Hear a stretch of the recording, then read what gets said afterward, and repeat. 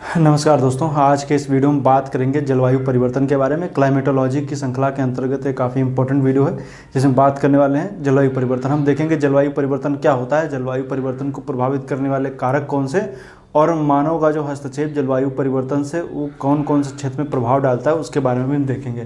तो ये देखते हैं जलवायु परिवर्तन। जलवायु दरअसल किसी भी जलवायु परिवर्तन की बात करेंगे तो किसी भी स्थान की मौसम संबंधी दशाओं में दीर्घकालिक परिवर्तन को जलवायु परिवर्तन कहते हैं। तो ये तो एक डिफिनेशन हो गई कि मौसम संबंधी घटनाओं में, देखो मौसम क्या होता है, किसी भी जगह का छोटे समय में जो हम मापन करते हैं आर्द्रता का, तापमान का, तो उसको हम लोग मौसम कहते हैं। लेकिन जब उसकी ड्यूरेशन काफ़ी बड़ी हो जाती है उसको हम जलवायु कहते हैं। और उसी जलवायु में जब लंबे समय तक दीर्घकालिक मौसम संबंधी जो दशाएं होती हैं उसमें जब परिवर्तन हमें देखने को मिलता है तो उसको हम लोग क्या बोलते हैं, जलवायु परिवर्तन कहते हैं। तो जलवायु परिवर्तन क्या होता है, दीर्घकालिक मौसम संबंधी दशाओं में परिवर्तन जो देखने को मिलता है वही जलवायु का परिवर्तन है।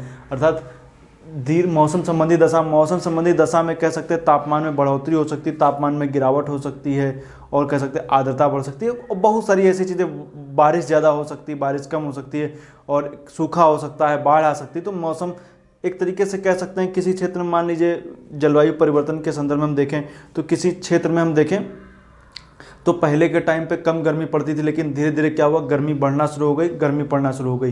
तो उससे एक दिन में तो गर्मी पड़ना शुरू नहीं होगी, एक धीरे धीरे लंबी प्रक्रिया हुई। एक औसत हम बात करेंगे, जैसे हम मान लें किसी भी जगह का, मान लीजिए जून का तापमान हम मान लेते हैं औसत 34 डिग्री सेल्सियस था। जून के महीने का तापमान मान लेते हैं, किसी भी सन मान लेते हैं 1990 का तापमान ये किसी भी जगह का था। लेकिन अब आगे चल करके देखेंगे तो मान लीजिए 2023 की बात करेंगे तो 2023 में उसी जगह का तापमान क्या होगा, 1 डिग्री सेल्सियस बढ़ गया, 35 डिग्री सेल्सियस बढ़ गया।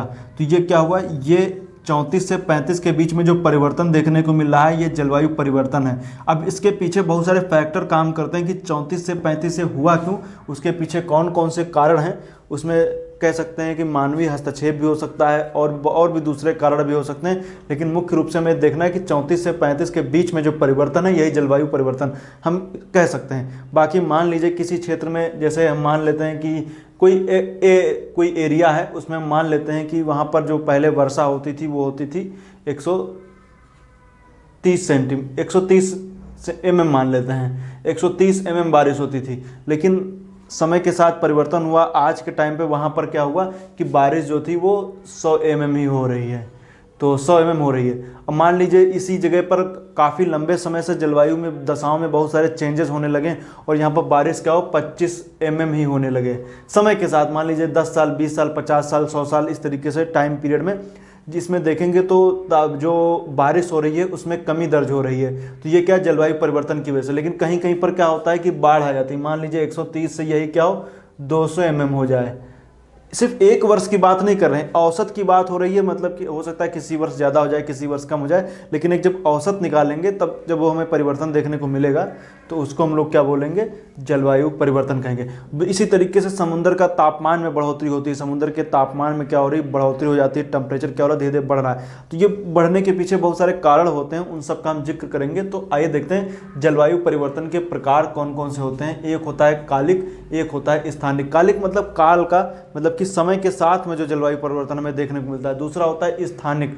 स्थानिक मतलब एक जगह से दूसरे स्थान में जो हमें परिवर्तन देखने को मिलता है उसको हम लोग स्थानिक बोलते हैं। कालिक टेम्पोरल, इसमें बात करेंगे तो इसमें हिमयुग की घटनाएं आएंगी। तो हिमयुग की घटनाएं पूर्व कैम्ब्रियन हिमयुग, ऑर्डोवेसियन, कार्बोनिफेरस, प्लेस्टोसीन हिमयुग। तो ये हिमयुग की वजह से क्या हुआ है कि जलवायु में हमें परिवर्तन देखने को मिले हैं।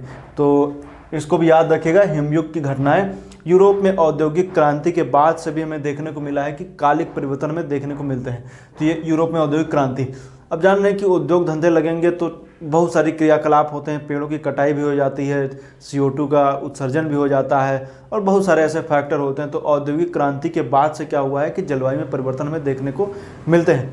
दूसरा स्थानिक या स्पेशियल की बात करेंगे तो विषुवत रेखा से जैसे हम ध्रुवों की ओर जाते हैं तो हमें जलवायु में परिवर्तन देखने को मिलता है। देखिए ये स्थानिक परिवर्तन है। विषुवत रेखा पर सूरज लंबवत चमकता है, जैसे जैसे हम ध्रुवों की ओर जाते हैं टेम्परेचर क्या होता है, कम होता चला जाता है। तो एक तरीके से क्या है, वो एक तरीके से कह सकते हैं स्थानिक परिवर्तन है, टेम्परेचर में कमी हो रही है। दूसरा होता है जलवायु पेटियों में अगर जब एक जलवायु की पेटी से दूसरी जलवायु पेटी में जाएंगे तब भी हमें परिवर्तन देखने को मिलता है। या एग्जाम्पल के तौर पर आप मान लीजिए कि हम जैसे स्टेपी टाइप क्लाइमेट से चाइना टाइप क्लाइमेट जाएं, या भूमध्य सागरीय क्लाइमेट की तरफ चले जाएं, या हम ब्रिटिश टाइप क्लाइमेट की तरफ चले जाएं, या हम विषुवत रेखा की तरफ ही चले आएँ, तो अलग अलग जगहों पर क्या होगा, जलवायु में अलग अलग विभिन्न दशाएं होंगी और उसमें हमें परिवर्तन देखने को मिलता है। तो जलवायु पेटियां या विषुवत रेखा से ध्रुवों की ओर हम जाएंगे तो उसमें हमें परिवर्तन देखने को मिलेगा। ये स्थानिक है, दूसरा कालिक परिवर्तन है। नेक्स्ट हम बात करेंगे जलवायु परिवर्तन के संकेत कौन कौन से होते हैं। तो जलवायु परिवर्तन के संकेत की बात करेंगे, तापमान में बदलाव। हम कैसे जाने कि जो जलवायु परिवर्तन हुआ है, तो तापमान में बदलाव मतलब तापमान बढ़ रहा है घट रहा है, तो तापमान में बदलाव। वर्षा की अनियमितता मतलब वर्षा में अनियमितता हो जाए, किसी वर्ष बहुत ज़्यादा बारिश, किसी वर्ष कम बारिश। पवनों की दिशा में बदलाव, पवनों की दिशा में बदलाव हो जाए, बेमौसम बारिश होने मतलब बिना मौसम के ही क्या होने लगे कि पवने चलने लगे, पवनों की रफ्तार काफ़ी तेज़ हो जाए। कभी मान लीजिए कि अप्रैल के महीने में या फरवरी के महीने में खूब तेज़ गर्मी जैसी आंधी चलने लगे, हवाएं चलने लगे। जिस तरीके से भी कुछ टाइम पहले आप देख रहे होंगे, तो फरवरी के महीने में खूब तेज़ हवाएं चलने लगी। तो ये सब क्या हुआ, जलवायु परिवर्तन के कारण है। जबकि ये हवाएं जो अप्रैल के महीने में चलती थी, बिना मौसम के बारिश होने लगे, बिना मौसम के पत्थर पड़ने लगे। वायुमंडलीय गैसों के संगठन में अंतर मतलब कि जो गैसों का संगठन है उसमें क्या हो रहा है, मान लीजिए कार्बन डाइऑक्साइड की बढ़ोतरी हो रही है, ऑक्सीजन की कमी हो रही है। तो ये सब चीज़ें आप याद रखिएगा, ये सब क्या है कि जलवायु परिवर्तन के संकेत हैं। वायुमंडलीय दाब में अंतर, पता चला कि टेम्परेचर बढ़ेगा तो वायुमंडल दाब में कमी आएगी तो हवा ऊपर उठ जाएगी, तो क्या होगा कि वायु दाब में कमी आएगी। हो सकता है कहीं पर वायु दाब बढ़ भी जाए, तो वायु दाब बढ़ेगा तो हवा नीचे आएगी, तो वायु दाब की कमी और ज़्यादा होना भी एक तरीके से कह सकते हैं जलवायु में परिवर्तन की ओर इंगित करता है। तो जलवायु परिवर्तन के ये सभी क्या है, संकेत हैं। अब हम देखेंगे कि आखिर जलवायु परिवर्तन में मानव की भूमिका क्या है। तो जलवायु परिवर्तन मानव की भूमिका में हम देखेंगे तो वायुमंडल पर प्रभाव से शुरुआत करेंगे।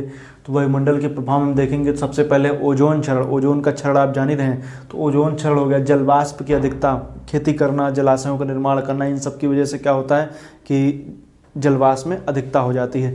दूसरा देखेंगे CO2 की अधिकता, तो आप जान ही रहे हैं डिफॉरेस्टेशन की वजह से CO2 की अधिकता वगैरह हो जाती है। तो याद रखिएगा कि CO2 की अधिकता कई कारणों से होती है। मान लीजिए जैसे शहरीकरण के आप कह सकते हैं कि, और भी बहुत सारे कारखानों से निकलने वाला जो कह सकते हैं कि धुआं वगैरह होता है, और भी बहुत सारे ऐसे कारण हैं जिनसे हमारे तापमान में, हमारे वायुमंडल में CO2 की अधिकता होती है। ये वायुमंडल पर प्रभाव को दर्शाते हैं। स्थल मंडल पर प्रभाव की बात करेंगे तो खनन एवं डायनामाइट का प्रयोग, तो खनन वगैरह करते हैं, डायनामाइट का प्रयोग करते हैं, इससे टेम्परेचर में वृद्धि हो जाती है, तो तापमान में वृद्धि डायनामाइट के प्रयोग से। औद्योगिकीकरण तो मैंने बताया ही आपको, औद्योगिकीकरण से क्या होता है कि जिसमें भी जलवायु परिवर्तन होता है। परिवहन की वजह से क्या होता है, कई सारी गैसें निकलती हैं, ये भी आप याद रखिएगा।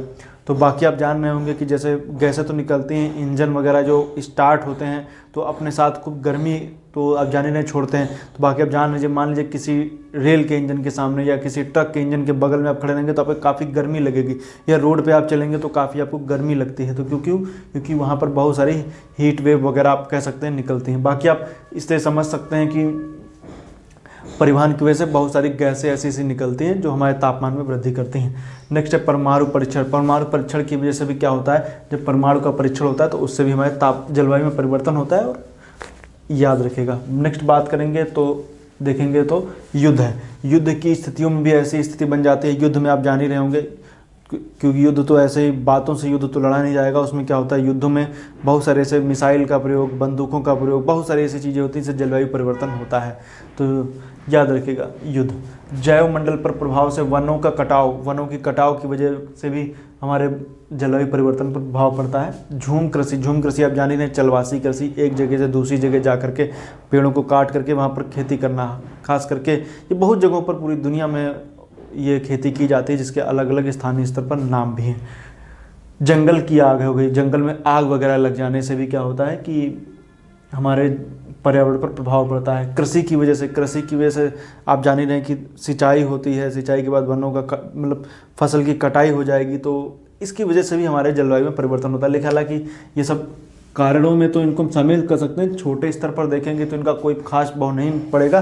लेकिन जब कृषि जब पूरे ऑल ओवर इंडिया में या किसी बड़े भौगोलिक क्षेत्र पर होने लगती है तो उसका प्रभाव भी हमें देखने को मिलता है। जैसे इंदिरा नहर का आप समझ सकते हैं, जैसे जो इंदिरा नहर निकली हुई है राजस्थान के क्षेत्र में, उसका प्रभाव आप देख सकते हैं जलवायु पर। तो ये याद रखिएगा कृषि। नेक्स्ट है जलमंडल पर प्रभाव, समुद्री परमाणु परीक्षण, जैसे परमाणु परीक्षण स्थल पर हो रहा था, समुद्र में परमाणु परीक्षण करने से भी समुद्र के तापमान में वृद्धि होती है और बहुत से जलीय जीव मर भी जाते हैं। समुद्री या जलीय क्षेत्र में प्रदूषण के कारण समुद्री वनस्पतियां कम मात्रा में CO2 ग्रहण करती हैं, इससे तापमान बढ़ता है। समुद्र में प्रदूषण हो जाएगा, उसकी वजह से क्या होगा, जो समुद्री वनस्पतियां वो मरने भी लगती हैं, और दूसरा ये भी होता है कि उनकी वजह से CO2 को नहीं ग्रहण कर पाते, प्रकाश संश्लेषण की क्रिया बाधित होने लगती है।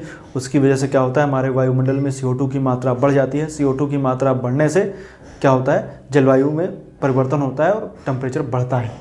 नेक्स्ट हम बात करेंगे नगरीय औद्योगिक क्षेत्र का जलवायु पर प्रभाव। नगरीय औद्योगिक क्षेत्र का गांव की अपेक्षा शहर में उच्च तापमान, क्योंकि शहरों में आप जान रहे हैं कि तापमान क्या होता है, उच्च रहता है। क्यों? क्योंकि गांव वगैरह में पेड़ पौधे लगे रहते हैं, शहरों में उनकी कटाई कर दी जाती है, बड़ी बड़ी बिल्डिंगें खड़ी हो जाती हैं और वहाँ से क्या होता है कि बहुत से इंडस्ट्रियल एरिया भी बन जाते हैं। वहाँ पर क्या होता है, बहुत सी इंडस्ट्रियल एरिया होने की वजह से शहर का तापमान जो होता है बढ़ जाता है, और बढ़ने की वजह से ऊपर की तरफ वो प्रदूषण की वजह से प्रदूषण गुम्मद भी बन जाता है। हीट डोम की वजह से क्या होता है कि एक तरीके से कह सकते हैं कि जो सूरज की आने वाली किरणें हैं वो वहाँ पर नहीं पहुँच पाती और एक धुंध सी छा जाती है, और यहाँ से जो जाने वाली टेरेस्ट्रियल रेडिएशन से जो किरणें जब वापस जाती हैं वो भी उसकी वजह से अंदर ही ट्रैप हो जाती हैं। उनकी वजह से क्या होता है, तापमान काफ़ी बढ़ने लगता है, और इसी वजह से शहरों में उच्च तापमान पाया जाता है। सूर्यातप में कमी, अभी मैंने बता दिया, सूर्यातप में कमी हो जाती है, क्योंकि हीट डोम या प्रदूषण गुम्मद के कारण जो पोल्यूशन डोम है उसकी वजह से क्या होता है, पूरा का पूरा ये ऊपर के एरिया में पोल्यूशन की वजह से जो सूरज की किरणें हैं वो नहीं आ पाती हैं, और नहीं आ पाती हैं, और नीचे से टेरेस्ट्रियल रेडिएशन की वजह से क्या होता है, टेरेस्ट्रियल रेडिएशन जो निकलता है वो उसी में घूमता रहता है, क्योंकि ऊपर की तरफ प्रदूषण होने की वजह से जो पार्थिव विकिरण के बाहर चला जाता था वो नहीं जा पाता है, तो ये भी कंडीशन रहती है। तो और भी इसमें बहुत सारे कारण हैं, एल्बिडो का बढ़ जाना, तो ये और भी बहुत सारे कारण में हमसे एल्बिडो में कमी हो जाना, और भी बहुत सारे कारणों में देखेंगे तो वायुदाब में अंतर, तापमान में अंतर, और भी बहुत सारे कारण हम देखेंगे। तो ये सबसे जलवायु परिवर्तन से संबंधित जो प्रमुख फैक्टर हैं और प्रमुख कारक थे जो मैंने बताया आपको, इतना ही इम्पोर्टेंट है, आप इनको अच्छे से पढ़ लीजिएगा, और इसी से रिलेटेड जलवायु परिवर्तन में आपसे प्रश्न भी पूछे जाएंगे। तो बाकी आप कभी आपसे लिखने के लिए पूछा जाए तो आप लिख सकते हैं टेम्पोरल क्या होता है, स्थानिक या स्पेशल क्या होता है, वो सब आप जान गए। तो आज के लिए इतना ही। वीडियो देखने के लिए आपको बहुत बहुत धन्यवाद।